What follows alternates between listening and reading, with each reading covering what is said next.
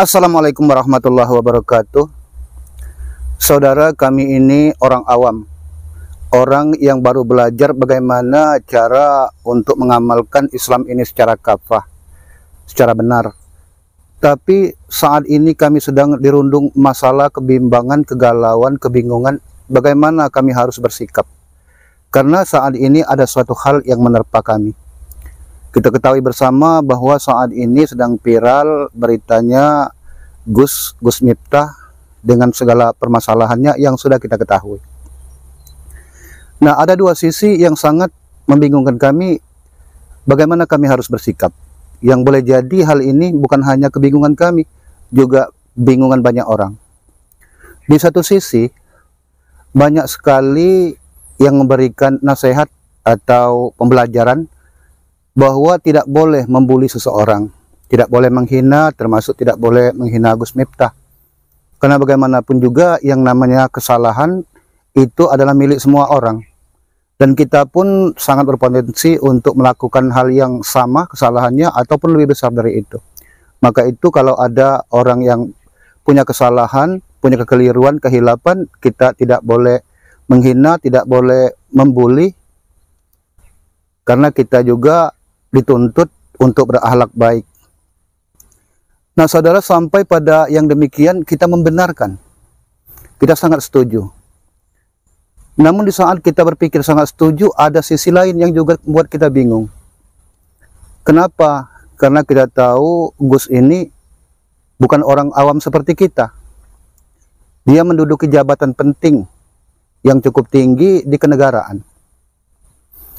Nah, pada situ kita berpikir, andai orang seperti yang sudah kita ketahui, dengan segala kekurangan, dengan segala pembicaraannya yang dianggap kurang layak, tapi mohon maaf ini untuk menjelaskan, karena dibukanya beberapa video atau konten sehubungan dengan kehilapan atau kesalahan yang diucapkan oleh Gus itu, kita jadi berpikir, andaikan orang seperti ini itu menduduki jabat yang penting di negara kita, dan kita tahu, tentunya kita was-was apakah ini akan berjalan dengan baik menjalankan tugasnya, apalagi dudukan beliau ini sebagai utusan untuk kerukunan beragama jika tidak salah ya.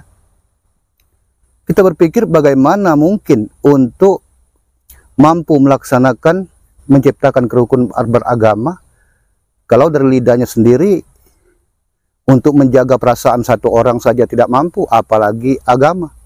Bahkan kadang-kadang ucapannya itu menyakiti orang yang seagama. Nah, sampai di situ kita khawatir. Ketika kekhawatiran itu ada, kita tentunya berharap orang seperti ini tidak mengisi di kursi pemerintahan kita. Kita berharap orang yang baik-baik. Nah, ketika kita berharap demikian, apabila kita semua diam, kita berpikir, apa mungkin orang seperti ini akan turun atau diturunkan?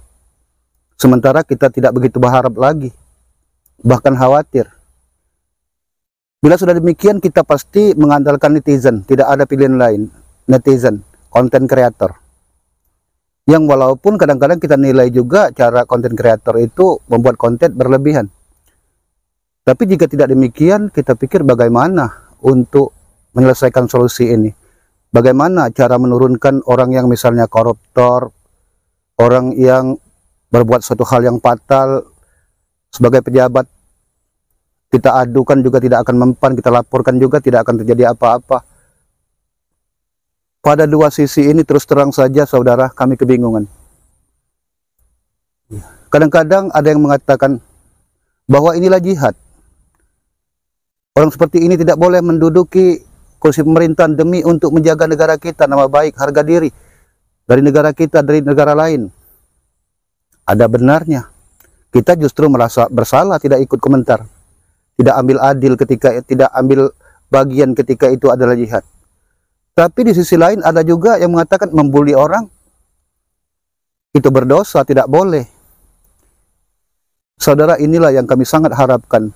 Kiranya orang-orang yang punya ilmu pengetahuan, orang-orang yang memiliki wawasan keilmuan yang tinggi bisa memberikan titik dua sisi ini, karena kami juga sudah bertanya kepada individual perorangan, jawabannya tergantung kepada orang yang kita tanya.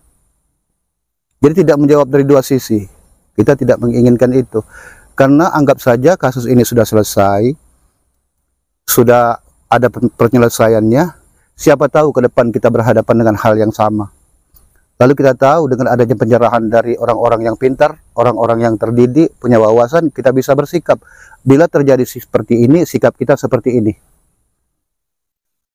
Jangan sampai kami bimbang, ikut nantinya mendapat dosa karena membuli orang, diam tidak ikut andil. Itu yang kami ragukan. Kami sangat berharap kepada para da'i, para ustadz, ustazah yang memiliki kemampuan untuk menerangkan ini. Kami sangat berharap berikan pencerahan, berikan pengetahuan buat seperti kami dan orang-orang yang mengalami kebingungan seperti kami. Ini saja saudara curhat dari kami, katakanlah. Semoga saja ini mewakili banyak orang yang berpikiran sama seperti saya. Kami akhiri, wassalamualaikum warahmatullahi wabarakatuh.